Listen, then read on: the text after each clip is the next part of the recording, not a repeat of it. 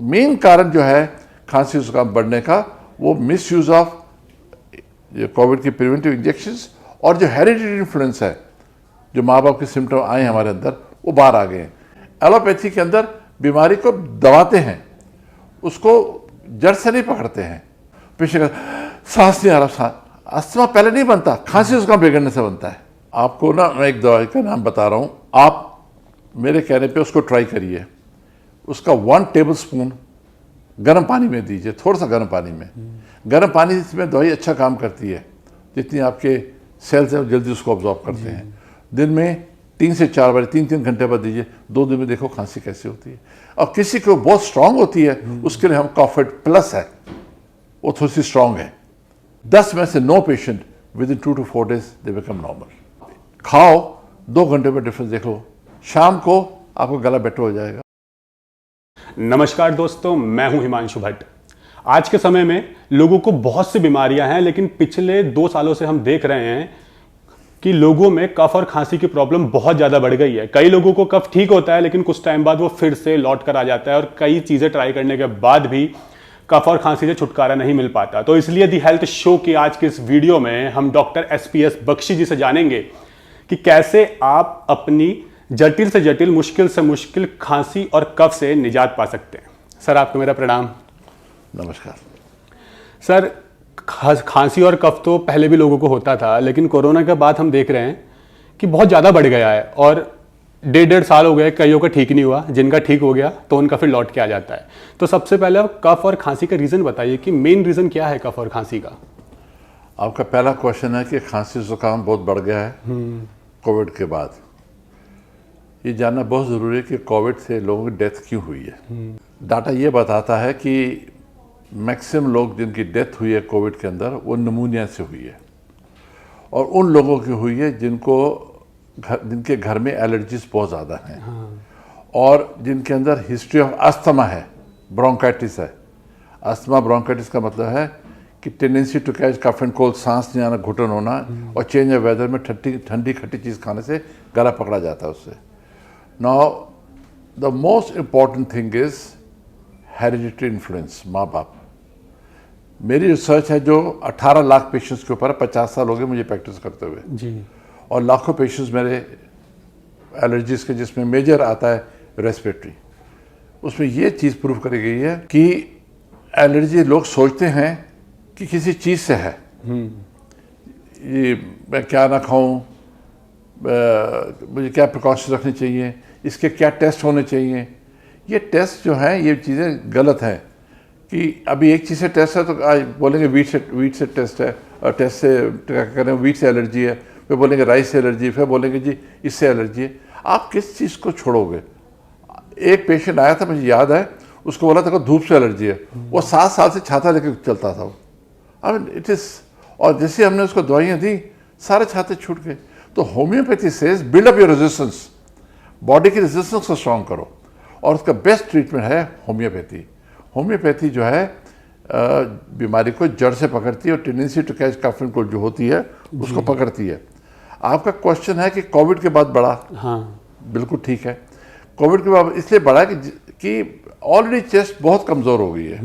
कमज़ोर होने के बाद जो प्रिवेंटिव वैक्सीनेशन दी गई उसका साइड इफेक्ट बहुत ज़्यादा है। अब देखिए वैक्सीन के ऊपर निकला, फाइजर के ऊपर केस हो गया। ये जो वैक्सीन है ये फ़ायदा भी देती है, उससे 10 गुना टाइम नुकसान भी देती है।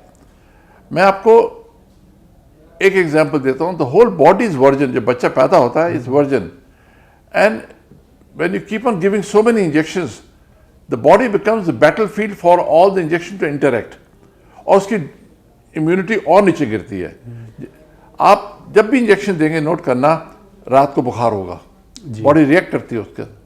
तो इट इज़ नॉट गुड। मैं जो बात बोल रहा हूँ वो नेशनल हेल्थ प्रोग्राम के अगेंस्ट बोल रहा हूँ मैं। वो बोलते हैं मैंडेटरी करना चाहिए। कनाडा में 20 डॉक्टर मरे हैं अब्यूज़ ऑफ वैक्सीन के साथ कोविड के बाद, 20 डॉक्टर। और ऐसे केसेस हुए हैं किसी को नींद उड़ गई है वैक्सीनेशन के बाद, किसी को एपिटाइट खत्म हो गई, किसी को लो ग्रेड फीवर आ गया। तो ये कॉम्प्लिकेशंस बढ़ती हैं। तो मेन कारण जो है खांसी जुकाम बढ़ने का वो मिस यूज ऑफ कोविड के प्रिवेंटिव इंजेक्शंस और जो हेरिडिटरी इन्फ्लुएंस है, जो माँ बाप के सिम्टम आए हमारे अंदर, वो बाहर आ गए हैं। एक मैं लाइन बोलता हूँ, all hereditary symptoms come out of the body when the body resistance is low. As a child आपको खांसी जुकाम होता है, वही उसको ट्रीट नहीं करोगे प्रॉपरली तो वो अस्थमा बन जाता है। बच्चों में टांगों में दर्द होना, ये भी जेनेटिक होता है। ये बड़ा होता है तो जोड़ों में दर्द में कन्वर्ट होता है। तो हेरिडिटरी जो इन्फ्लुएंस है उसको कंट्रोल करना बहुत ज़रूरी है। और बॉडी की रेजिस्टेंस बिल्डअप करने के लिए सिर्फ एक ही सिस्टम है, होम्योपैथी। होम्योपैथी के साथ मैं नेचुरोपैथी को बहुत जोर देता हूँ। Yoga, naturopathy and homeopathy is the best ideal combination. अब आपका क्वेश्चन ये है कि बड़ा क्यों है इसका, और होम्योपैथी इसमें क्यों यूजफुल है, बाकी सिस्टम इतने यूजफुल क्यों नहीं है। बाकी सिस्टम फॉर एग्जांपल एलोपैथी ले लो आप। एलोपैथी के अंदर बीमारी को दबाते हैं, उसको जड़ से नहीं पकड़ते हैं। अब मैं आपको एक बड़ा सिंपल सा एग्जांपल दे रहा हूँ। नाली में कचरा आ रहा है, आपने कचरे को डंडा मार के साफ कर दिया, जब तक कचरा आना बंद नहीं करोगे नाली फिर ब्लॉक हो जाएगी। जी। छाती की आपकी रेजिस्टेंस वीक है, ब्रोंकियल्स वीक हैं, बलगम पैदा कर रहे हैं, सीढ़ी चढ़ते सांस चढ़ रहा है, जब तक आपके ब्रोंकियल्स को स्ट्रांग नहीं करेंगे आपको अटैक दोबारा होंगे। सिंपल खांसी जुकाम नहीं, a simple tendency to catch cough and cold not treated properly gets converted into bronchitis, and finally suppression with antibiotics, antihistamine and steroid leads to asthma. Patient का सांस नहीं आ रहा, अस्थमा पहले नहीं बनता, खांसी जुकाम बिगड़ने से बनता है। और जिन बच्चों के अंदर पैदा होते ही 6 मंथ में खांसी जुकाम शुरू हो गया, मैं पहले उनकी फैमिली हिस्ट्री पूछता हूँ, बताइए आपकी फैमिली हिस्ट्री में क्या क्या प्रॉब्लम्स हैं। हम जो केस हिस्ट्री लेते हैं उसमें केस हिस्ट्री में नाना नानी, दादा दादी दोनों चीज़ें हम पूछते हैं। वाई? जीन्स मेरे फादर से भी आए हैं और मदर साइड से भी आए हैं, तो जो बीमारियां वहाँ हैं वो मेरे अंदर आएंगी, कोई रोक नहीं सकता उसको। अगर माँ को डायबिटीज़ है और बाप को भी होगी डायबिटीज़, तो sorry for using this word, बच्चे का बैंड बोल गया, उसकी लाइफ लॉन्ग डायबिटीज़ की प्रॉब्लम आ सकती है और किसी स्टेज में भी आ सकती है। और जब आएगी, लड़कियों में मैंने देखा है प्रेगनेंसी के बाद उनका ब्लड प्रेशर बढ़ जाएगा, उनका बढ़ेगा जिनके घर के अंदर ब्लड प्रेशर है। तो हेरिडिटरी फैक्टर देख के मैं प्रोग्नोसिस दे सकता हूँ। प्रोग्नोसिस का मतलब मैं डायग्नोस करके कह सकता हूँ कि कौन कौन सी बीमारियाँ आपकी फैमिली में आ सकती हैं। जी सर, अगर होम्योपैथी किसी भी बीमारी को जड़ से मिटा देती है, तो फिर कफ, खांसी और कोल्ड को दूर करने के लिए बैक्सन के पास होम्योपैथी की ऐसी कौन कौन सी मेडिसिन हैं? आपको ना मैं एक दवाई का नाम बता रहा हूँ, बैक्सन्स की कॉफिड। आप मेरे कहने पे उसको ट्राई करिए। उसका 1 टेबलस्पून गर्म पानी में दीजिए, थोड़ा सा गर्म पानी में। गर्म पानी में दवाई अच्छा काम करती है, जितनी आपके सेल्स हैं जल्दी उसको ऑब्जॉर्ब करते हैं। दिन में 3 से 4 बार, 3-3 घंटे बाद दीजिए। 2 दिन में देखो खांसी कैसी होती है। और किसी को बहुत स्ट्रांग होती है, उसके लिए हम कॉफिड प्लस है, वो थोड़ी सी स्ट्रांग है, वो वेरी इफेक्टिव है। मेरा ये एक्सपीरियंस है, कॉफिड लेने से, बैक्सन का जो बना हुआ है कॉफिड, 10 में से 9 patient with in 2 to 4 days they become normal. Sir, बैक्सन की जो मेडिसिन आपने होम्योपैथी की कफ के लिए बताई है, कफ और खांसी के लिए, क्या यही और एलर्जीज और कॉमन कोल्ड में भी काम आएगी? नहीं, कॉमन कोल्ड के लिए तो बहुत दवाइयाँ हैं इसकी। हमारी बैक्सन जो बना रही है, जो हमारी जो टेंडेंसी फॉर थ्रोट, जो गला खराब हो जाता है और ठंडी खट्टी चीज़ खाने से गला पकड़ा जाता है, थ्रोटेड, बैक्सन का थ्रोटेड मैजिक है। मैं तो यहाँ तक बोलता हूँ कि इतना इफेक्टिव है कि आपका गला खराब है, आप खाओ, 2 घंटे में डिफरेंस देख लो, शाम को आपका गला बेटर हो जाएगा। और मैं तो मजाक से बोलता हूँ, आप थ्रोटेड को गोलगप्पे में डाल के खाओ, वो काम करेगा। अच्छा, इतना इफेक्टिव है वो। तो कॉफिड है, बैक्सन्स का थ्रोटेड है, फिर टॉन्सिलिड है बच्चों के लिए जिनके टॉन्सिल्स इनलार्ज हो जाते हैं जी। ये 2 चौकीदार जो हैं हमारी बॉडी के अंदर, ये बॉडी की इम्यूनिटी को, इन्फेक्शन को अंदर आने से रोकते हैं। और गिव टॉन्सिलिड, हर दवाई को लंबा दीजिए, क्योंकि एलर्जी कब होती है? Change of weather, Diwali Holi बोलता हूँ उसको मैं। आप देखिए, अगर आपको हर साल गला खराब होता है, 1 साल प्रिवेंटिव देते जाइए, इसको मेरे पास हमारी क्लिनिक को आज कितने साल हो गए, इट्स 72 ईयर्स ओल्ड। मेरे फादर होम्योपैथ है, मैं हूँ, मेरे बच्चे होम्योपैथ हैं, 50 साल तो मुझे हो गई। और 4th जनरेशन आ रहे हैं, सारे फर्स्ट क्लास चल रही है। सर आपने कहा कि बैक्सन की मेडिसिन आपने बताई हमें, जो कफ और कॉमन कोल्ड में बहुत ज़्यादा लाभदायक होती है। लेकिन एक क्वेश्चन मैं अपनी तरफ से पर्सनली करना चाहूँगा कि मार्केट में बहुत सी कंपनीज है होम्योपैथ की, और लोग जर्मनी की प्रेफर भी करते हैं, तो बैक्सन ही क्यों? आपने ये बड़ा अच्छा क्वेश्चन रेज करा है। ये एक धारणा थी जर्मन की कि ये जर्मनी की दवाइयाँ बहुत अच्छी होती हैं। अगर अच्छी होती तो जो हमारी स्पेशलिटीज़ हैं, बैक्सन is the number 1 brand, number 1 company of Indian origin. हमारे जितनी भी ये प्रोडक्ट्स मैंने बताए हैं आपको, थ्रोटेड, टॉन्सिलेट, दर्दों के लिए र्यूमेड, एलरेट जुकाम के लिए, ये ओवर द काउंटर क्यों चल गई, एलोपैथी काउंटर्स में बिक रही हैं अब तो। इसी ये क्लिनिकल ट्रायल्स होना बहुत ज़रूरी है। और मोस्ट ऑफ द मैन्युफैक्चरर्स, मुझे बोलना नहीं चाहिए कि मोस्ट ऑफ मैन्युफैक्चरर्स की क्लिनिकल ट्रायल्स करते ही नहीं हैं। वो 4 दवाइयाँ मलाई और सिर्फ डाला, कलर डाला और उसको कर दिया, इसलिए सक्सेस नहीं मिल रही है। सक्सेस मिलेगी, एक एक दवाई की आपकी क्लिनिकल ट्रायल्स होनी चाहिए। उसको कम से कम 10,000 पेशेंट पे आपको, मिनिमम 1,000 to 10,000 पेशेंट। हमारी फॉर्मूला डी दवाई है, मैंने हज़ारों पे उसको ट्राई करा है। एलरेट, फॉर्मूला डी स्किन की दवाई, खारिश की दवाई है, बहुत अच्छा उसके रिजल्ट आ रहे हैं। इसीलिए मेरा ऐसा मानना है कि आप देखेंगे आने वाले 3 से 5 साल में homeopathy will become the first line of treatment among masses, because public उसको बहुत एक्सेप्ट कर रही है। आज homeopathy popular not because of its merit alone, but because of homeopathy lovers.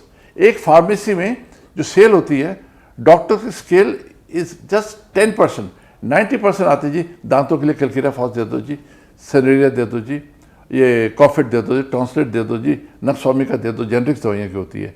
और डॉक्टर की सेल से नहीं चल रही है होम्योपैथी, आप लोगों के जो होम्योपैथी लवर्स हैं उसकी वजह से पॉपुलर हो रही है। एंड आप सोचिए, आज से कितने साल पहले होम्योपैथिक लाइसेंस लेना पड़ता था एलोपैथी शॉप्स के लिए। 1970 में गवर्नमेंट ऑफ इंडिया ने नोटिफिकेशन निकाली कि होम्योपैथी शॉप्स के अंदर, एलोपैथी शॉप्स में होम्योपैथी दवाई विदाउट टेकिंग होम्योपैथी लाइसेंस, वही एलोपैथी लाइसेंस में आप बेच सकते हो। आप सोचो, कम से कम 10 लाख एलोपैथी फार्मेसीज हैं, उससे ज़्यादा होंगी। एक प्रोडक्ट भी अगर आप महीने में बेचो, कॉफिट का एक पीस भी 10 लाख पीस मंथली सेल हो सकती है जी। तो इसीलिए मेरी अब कोशिश है कि जितने सैंपल जो मांगते हैं, मैं कहा लो, फ्री ट्राई करो, अपने आप चूज करो। हम इतनी सैम्पलिंग कर रहे हैं होम्योपैथी को प्रमोट करने के लिए, और रिजल्ट्स बहुत अच्छे आ रहे हैं। सर आपने कहा था कि होम्योपैथी बेस्ट है, और होम्योपैथी के साथ नेचुरोपैथी और योगा को इंक्लूड कर सकते हैं, लेकिन एलोपैथी बीमारी को दबा देती है। एब्सोल्युटली। सर इनमें थोड़ा डिफरेंस बताइए आप कि एलोपैथी किस तरह से काम करती है, आयुर्वेद और फिर होम्योपैथी, ये तीनों किस किस तरह से काम करते हैं? देखो, होम्योपैथी का लॉ है, law of similars. When 2 similar disease meet in a body, the stronger one will eradicate the weaker one. That means homoeopathy कभी भी एनिमल्स पे ट्राई नहीं की जाती। इसकी जो सिम्टम्स रिकॉर्ड करते हैं, जिसको मटीरियल मेडिका में डालते हैं। डॉक्टर हनीमैन जो जर्मन डॉक्टर थे, उन्होंने ये प्रूफ करा कि एक दिन वो दुखी हो गए थे, ही वाज एन एलोपैथ, कि पेशेंट ठीक ही नहीं हो रहा, मैं दवाई देता हूँ, दबा देती है, और जैसे वो थोड़ी देर ठीक होता सिम्टम्स, और 2 सिम्टम्स और बढ़ के आता था पेशेंट। वो गुस्से में उन्होंने प्रैक्टिस ही बंद कर दी जर्मनी में। और उन्होंने जब किताब पढ़ रहे थे, उसमें लिखा कि quinine when taken in excessive doses can produce malaria like fever, not malaria, malaria like fever. उन्होंने कुनीन थोड़ी थोड़ी खानी शुरू कर दी, रोज दिन में 4 बारी। आफ्टर फ्यू वीक्स उनको मलेरिया जैसे सिम्टम आए। मलेरिया के क्या 3 सिम्टम होते हैं? बहुत जोर से ठंड लगती है, और फीवर 104, 105 चला जाता है, और जैसे बुखार टूटता है पसीना आता है। तो इससे नहीं क्या है, then he started taking medicine. अब मैं आपको एग्जांपल देता हूँ। आप प्याज काटते हैं, आंखों में पानी आता है आपके, ठीक है? और होम्योपैथी की बेस्ट दवाई है LM-CPA, प्याज से बनी है। अब उसको हम बना के टिंचर्स बनाते हैं, अल्कोहल के अंदर डाल के 3 हफ्ते उसका एसेंस निकाल के, फिर उसकी पोटेंसी रेज करते हैं। वो फिर हम हर बच्चे को, बड़े को, फीमेल को, सबको देते हैं। आप जो क्लिनिकल ट्रायल्स होती है ना, उसमें दवाई देते देते बच्चों को छींके आनी शुरू हो जाएगी, नाक बंद होना शुरू हो जाएगा, उसके सिम्टम आने शुरू हो जाते हैं। तो उससे प्रूव करा कि जब दो दवाइयाँ similar, law of similar produce करा, when two medicine meet in a body, ये एक आर्टिफिशियल बॉडी मेडिसिन है, एक नेचुरल है। जो आर्टिफिशियल हमारे हाथ में है, उसके हम रेपिटेशन हमारे हाथ में है, उसकी पोटेंसी हमारे पावर उसकी हमारे हाथ में है, जब देते हैं तो डिजीज़ ख़त्म होती है। इसीलिए कहते हैं होम्योपैथी में मिरेकल्स होते हैं जी। दवाई लगने की बात है, लग गई तो मिरेकल्स होंगे होंगे। और सबसे ज़्यादा ब्यूटीफुल चीज़ क्या है, होम्योपैथी का कोई साइड इफ़ेक्ट नहीं है, क्योंकि उसकी जो पोटेंसी रेज की जाती है, एक पार्ट ऑफ टिंचर होता है जो कि लेते हैं हम, 99 पार्ट्स ऑफ अल्कोहल लेते हैं, उसको 10 बार शेक करते हैं। अब तो मशीनें आ गई हैं, 6, 12, 30, 200, 1000, 10,000 लाख पोटेंसी डाइल्यूट होती है। जितना डाइल्यूट करेंगे उतनी हाई पोटेंसी बनती है वो जी। तो उसका कोई साइड इफेक्ट ही नहीं होता है। 12 पोटेंसी के बाद तो कोई वर्ल्ड में कोई बता नहीं सकता कि दवाई इसके अंदर है क्या, इतनी कम मात्रा में होती है, उसका साइड इफेक्ट नहीं है। अब होम्योपैथी में पॉइजन्स भी हैं, लैकेसिस, सांप का जो होता है उसको लैकेसिस बोलते हैं, कोबरा पॉइजन, उसकी दवाई बनी हुई है, लेकिन उसको लो पोटेंसी में अलाउड नहीं हमको देना, वो हमेशा 12 पोटेंसी 30 देते हैं कि उसका कोई टॉक्सिक इफेक्ट ना मिले। ऐसे आर्थेनिक एल्बम है, आर्थेनिक इज ए पॉइजन, उसकी दवाई बनी पड़ी है, वो देते हैं। तो ब्यूटीफुल थिंग इज दैट एक तो जड़ से पकड़ती है और रिकरिंग अटैक्स नहीं होते, बॉडी की इम्यूनिटी बिल्डअप होती है, और जो माँ बाप की प्रॉब्लम्स हैं उसको आने नहीं देती, कंट्रोल कर सकती है। सर इसमें एक क्वेश्चन ऐड ऑन करना चाहूँगा, क्योंकि मैंने कई होम्योपैथी डॉक्टर से पूछा है कि होम्योपैथी का साइड इफेक्ट होता है या नहीं, लेकिन आपने कहा कि नहीं होता है, जबकि वो लोग कह रहे थे कि हाँ होम्योपैथी का साइड इफेक्ट होता है अगर एक निश्चित अमाउंट से ज़्यादा उसको लिया जाए तो। नहीं, वो उसको दो चीज़ें हैं इसके अंदर। एक तो जो मैंने बोला लैकेसिस, सांप का जो कोबरा का पॉइजन है, लो पोटेंसी में रहोगे तो जहर खा रहे हो आप। हाँ। एक तो वो है। एक दवाई आपको पता होगा कि होम्योपैथी पेशेंट्स डरते हैं कि होम्योपैथी दवाई लेने से पहले बीमारी बढ़ती है, ये सुना होगा आपने। हाँ, ये सुना है बहुत। वो साइड इफेक्ट नहीं है, वो रिवर्सिबल चेंज है। दो सिम्टम्स मैंने बोला लॉ ऑफ सिमिलर्स है। Homeopathy potency natural potency symptoms match करते हैं, हम देते हैं, और अगर हमारी दवाई, मैं स्ट्रॉन्ग नहीं बोलूँगा, अगर बॉडी सेंसिटिव है, ज़्यादा सेंसिटिव है, इमीडिएटली सिम्टम्स जुकाम के बढ़ जाएंगे। तो जैसे वो बढ़ेंगे आपको पता होना चाहिए कि होम्योपैथी एग्रीवेशन है कि मेडिसिन एग्रीवेशन है। तो आपको जैसे दवाई को विड्रॉ करोगे, हम किस पेशेंट को बताते नहीं हैं, प्लेन ग्लोब्यूल्स देते हैं, इसके बाद सिम्टम बढ़े, हाँ जी मैं दे रहा हूँ आपको, आप प्लेन ग्लोब्यूल्स देते हैं, और जैसे वो उनको प्लेन दवाई दी, बॉडी रिएक्ट करती है और 3rd-4th डे में पेशेंट ठीक हो जाता है। जी सर, आपने कफ एंड कोल्ड की जो भी मेडिसिन ये बताई हैं, जनरली लोग कहते हैं कि होम्योपैथी की दवाई के साथ कुछ परहेज करने की ज़रूरत है, या आप एलोपैथी नहीं खा सकते, या खाना खाने के आधे घंटे पहले। तो अगर ऐसा सच है क्या ये बात? ये धारणा पहले थी, अब नहीं है। मैं आपको 1970, आई एम फ्रॉम 69 बैच, 73 में मैंने पास आउट किया था। तो मेरे फादर के पीछे ना लिफाफों के पीछे लिखा होता था डूज एंड डोंट। मैं कहा ये बड़े डूज एंड डोंट है, क्या लिखा है? प्याज नहीं खाना, आधा घंटा पहले दवाई से कुछ नहीं खाना, आधा घंटा बाद में नहीं खाना, कॉफ़ी नहीं पीनी, एलोपैथी दवाई नहीं खानी। और मैं कहा पेशेंट तो पागल हो जाएगा, 4 डोजेज दिन में लेनी है, आधा घंटा पहले आधा घंटा वो काम करेगा, घड़ी देखता रहेगा जी। ये मैंने क्यों सोचा, एज ए चाइल्ड, होम्योपैथ हूँ, मतलब होम्योपैथ का लड़का हूँ मैं, बच्चा था घर में, तो मैंने होम्योपैथी खाई। और मैंने कॉफ़ी अभी भी पीता हूँ, और रोज़ कॉफ़ी पीता हूँ मैं, और रोज़ प्याज खाता हूँ, प्याज मुक्का मार के पंजाबी स्टाइल से जी। और मुझे हमेशा होम्योपैथी ने काम किया। मैं कहा ये क्या है, बोलते हैं होम्योपैथी नहीं खानी, सॉरी प्याज के साथ नहीं खानी, कॉफ़ी नहीं लेनी। बिहार में तो उन दिनों में बोलते थे, जब आज से 70 साल पहले मेरे को याद है, टूथपेस्ट भी नहीं यूज़ करना, टूथपेस्ट करोगे तो स्मेल होती है, उससे दवाई का असर खत्म हो जाता है। मैंने ये भी ट्राई करके देख लिया, दिस इज ऑल रॉन्ग। किसी ने रिसर्च नहीं करी, रिसर्च मीन्स रिसर्च। मैंने अपने ऊपर रिसर्च करी। अब मैंने थ्रोटेड को अपनी कोट की जेब में ऐसे लूज फेंकता रखा मैंने, और गला खराब हुआ है, मैंने उसको खाई, इट हैज़ वर्क। फिर लोग कहते हैं हाथ पे नहीं रख के खानी, और हाथ पे नहीं रखनी, हाथ साफ होना चाहिए ना जी। अब गंदा हाथ, अब मैकेनिक थोड़े हम लोग, आप खा के देखो कैसे काम नहीं करेगी। दिस इज नॉट करेक्ट कि कॉफ़ी नहीं लेनी।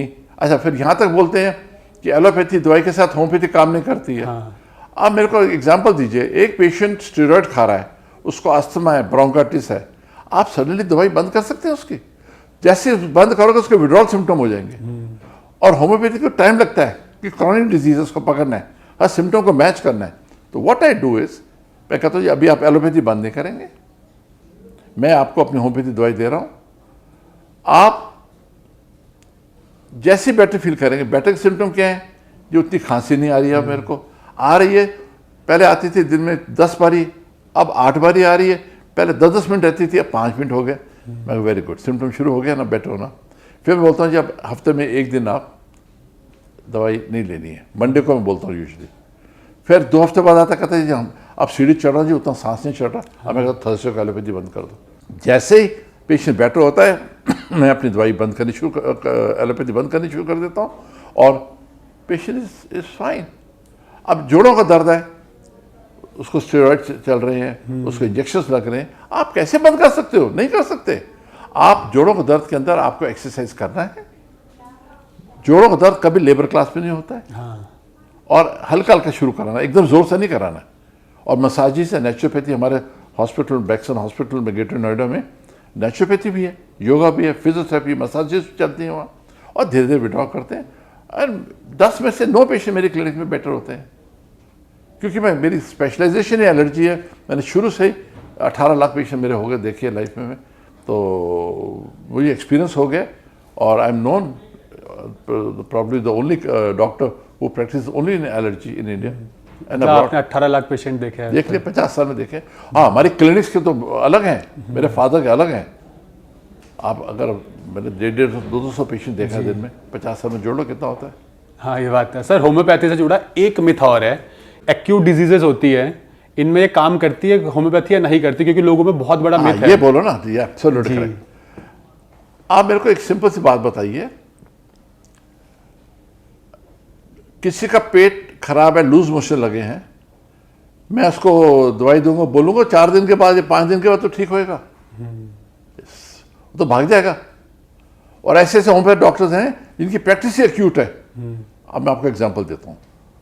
एक मिस्टर शर्मा जी आते थे मेरे पास, काफ़ी साल पुराने की बात है, तो मुझे उनकी फ़ोन आई कि डॉक्टर बख्शी मेरा पेट बहुत ख़राब है, मैंने सिम्टम नोट करे।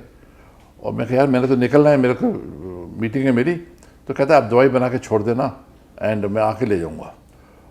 वो सदन की जो हॉस्पिटल उसके पास मोटरसाइकिल से आ रहा था, तो कहता मेरा इतना ज़ोर से प्रेशर पड़ रहा था कि मैं रोक लिया और आया मेरे पास।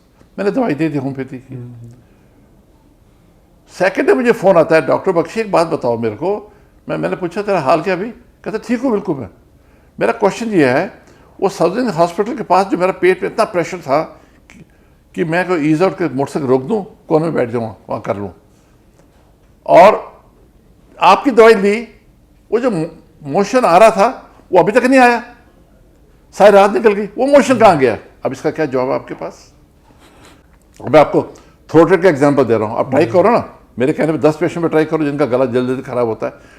थ्रोट रेट के अलावा छोट जिसके टॉन्सिल्स की तकलीफ है, मैं चैलेंज करके बोलता हूँ मेरे और मेरे साथ क्लिनिकल ट्रायल्स में, आप टॉन्सिलेट को एक गोली को दिन में 3 दफा दो and keep on giving.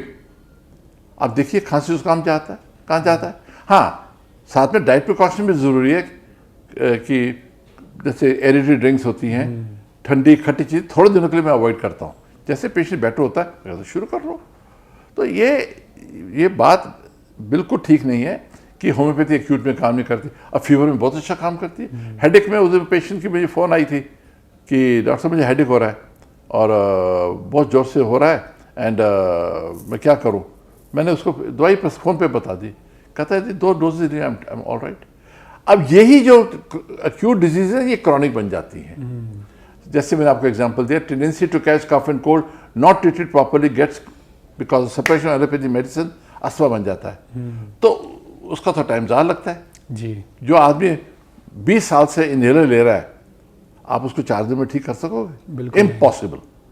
But हमारी जो सक्सेस रेट है एक्यूट में तो ऑलमोस्ट 100% है। बच्चों के सारे इनहेलर्स है, बच्चों में दवाई इतना अच्छा काम करती है क्योंकि बॉडी अब्यूज़ नहीं होती एलोपैथी दवाई से। विद इन 4 to 6 वीक्स मेरे 80 to 90% पेशेंट का इनहेलर्स सारे बंद हो जाते हैं, एंटीबायोटिक्स बंद हो जाती हैं। मेरे नहीं, अच्छे जो एक्सपीरियंस होम्योपैथ हैं, अब उनके पास जाइए, वो भी ऐसे कर रहे हैं जी। तो ये एक्यूट एंड क्रॉनिक, एक्यूट होती है शुरुआत की स्टेज में, जब बहुत आप एलोपैथी दवाई स्ट्रॉन्ग मेडिसिन लेते हैं, वो बिगड़ जाता है, वो अस्थमा बन जाता है, क्रॉनिक बन जाता है, क्रॉनिक बन जाती है। But we are able to do it. हाँ, जहाँ आर्थराइटिस है फॉर एग्जाम्पल क्रॉनिक में, ये घुटनों का आर्थराइटिस है, हड्डी जुड़ गई है, वो कैसे ठीक कर लोगे आप? उसके तो नया जन्म चाहिए, उसके तो ऑपरेशन करके ही जोड़ते हैं, यू सी। बट अदरवाइज अगर आपके ये जो है गैप ठीक है इसके हड्डियों के अंदर, सारे पेशेंट ठीक होते हैं। अब मैं आपको एग्जांपल देता हूँ क्रॉनिक का। Slip disc L4, L5, S1 पीठ में जो दर्द होता है, that is I call it arthritis of the spine.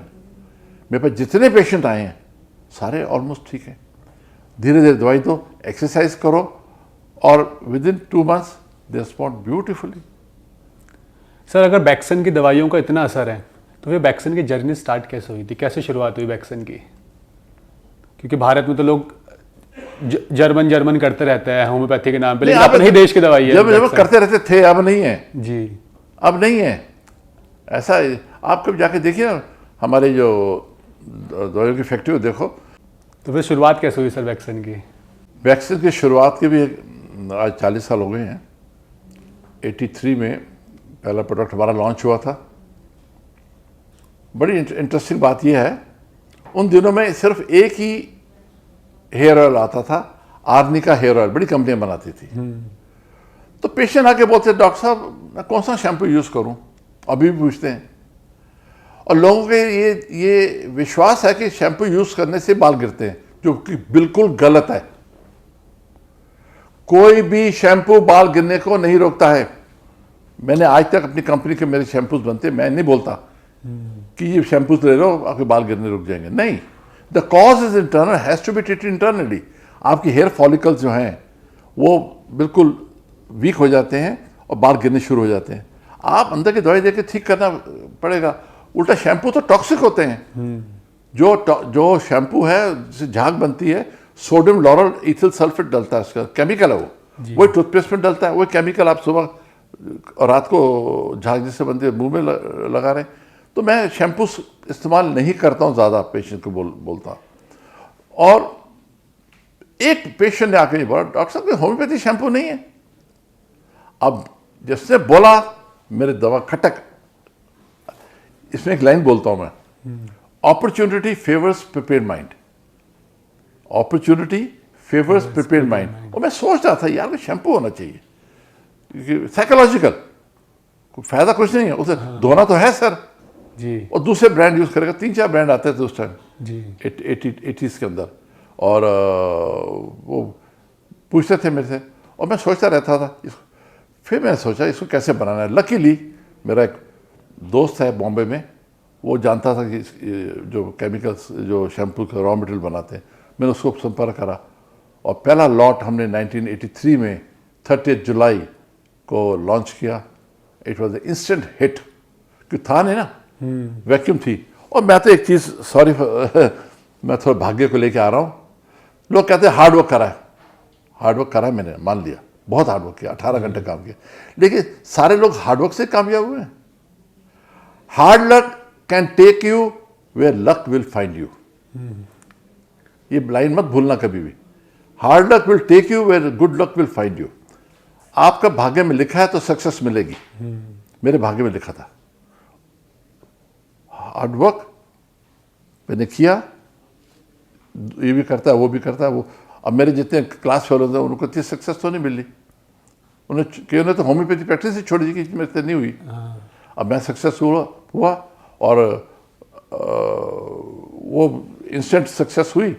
फिर मेरा ख्याल आया कि यार अब मेरे को होम्योपैथी दवाई बनानी चाहिए। होम्योपैथी दवाइयाँ बनाने का मेरा विचार इसलिए आया, ये मैं बता दूं। मेरे फादर हमेशा कहते थे यार होम्योपैथी मैन्युफैक्चरर्स की दवाइयाँ अच्छी नहीं बनती इंडिया में।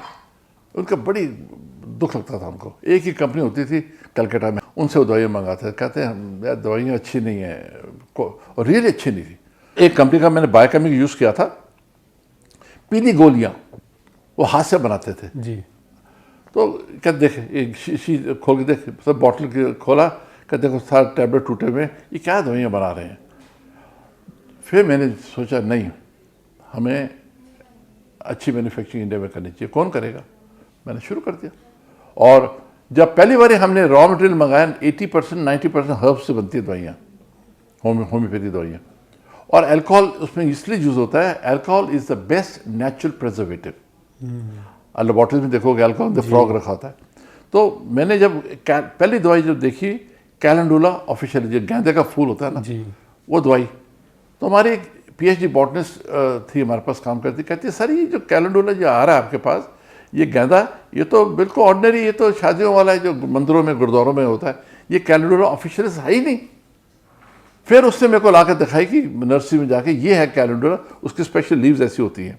उसने लेबोरेटरी टेस्ट करे और मैंने तो मार्केट में बोलना शुरू कर दिया कि ये गलत है हम भी जो बना रहे हैं। और सप्लायर बोले नहीं जी आप रोक रहे हैं, दूसरी कंपनी ले रही है। मैं कहा हम नहीं लेंगे। और फिर शुरू में कलकत्ता से हर्ब्स आती थी, शीशे डले हुए हैं, पत्थर डले हुए हैं, हॉर्स डंग पड़ी है, वो हर्ब्स भेजे। मैंने कितना लॉट रिजेक्ट करा, करते करते आज मैं कॉन्फिडेंस से कहता हूँ हमारी एक भी दवाई अगर उसमें कोई डिफेक्ट आ जाए, हम सारे लॉट डिस्ट्रॉय कर देते हैं। अच्छा। ऑलवेज रिमेंबर, मैं सबको बोलूंगा, व्यूअर्स को भी बोलूंगा, आपको भी बोलूंगा, नेवर कॉम्प्रोमाइज ऑन क्वालिटी।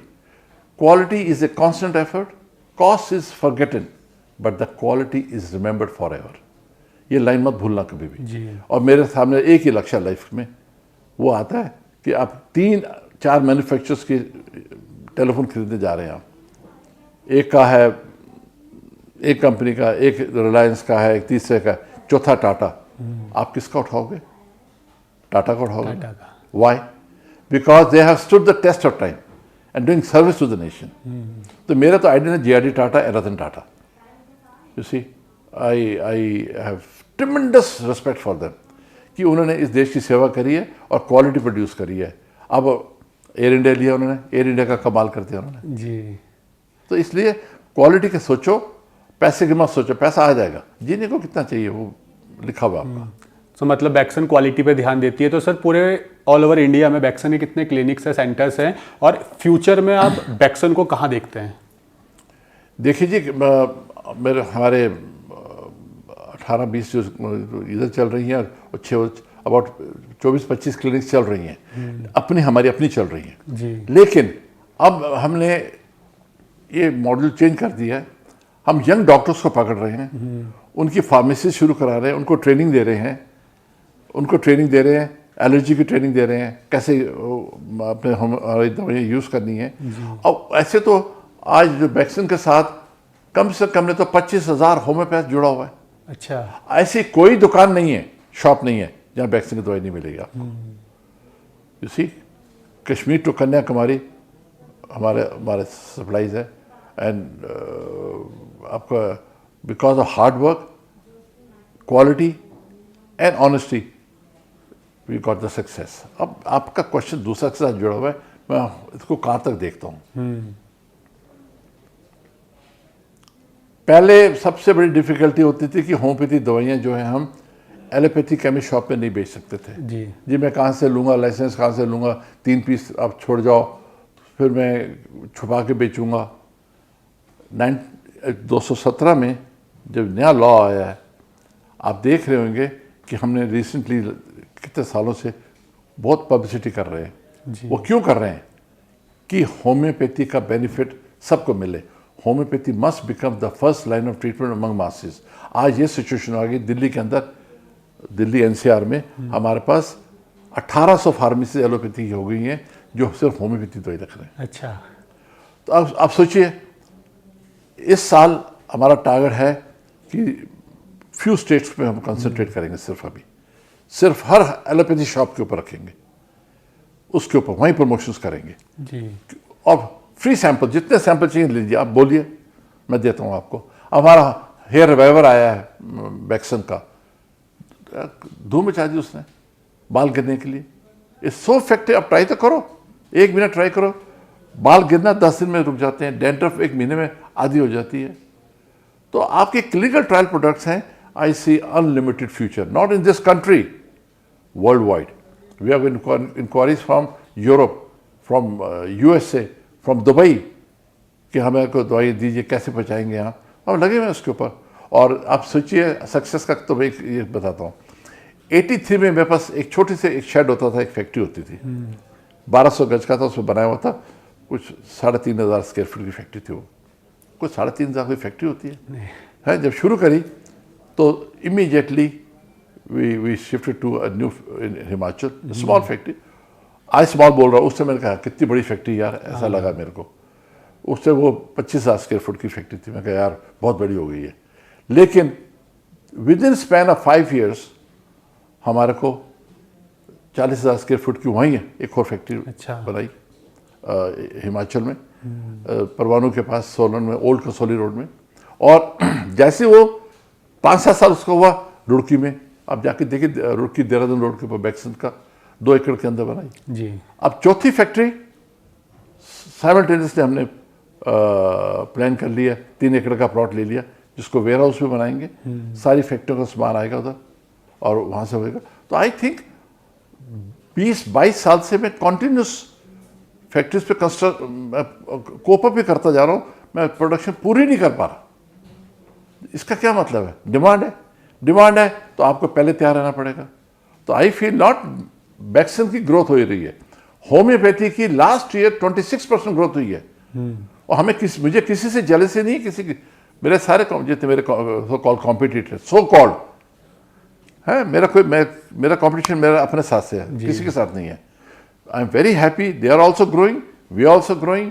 और एक बड़ा शेयर हमको भी मिल रहा है, एक बड़ा शेयर उनको भी मिल रहा है, सबको मिल रहा है। और last year 26% growth, is a phenomenal growth for homeopathy. बिल्कुल 26% ग्रोथ हुई है। अब आप कंपेयर करिए, मुझे बोलना नहीं चाहिए, अब आयुर्वेदा कितने पब्लिसिटी मिली है। हाँ। मुझे आप दिल्ली के अंदर 10 आयुर्वेदिक डॉक्टर दिखा दो जो आयुर्वेदिक प्रैक्टिस कर रहे हैं।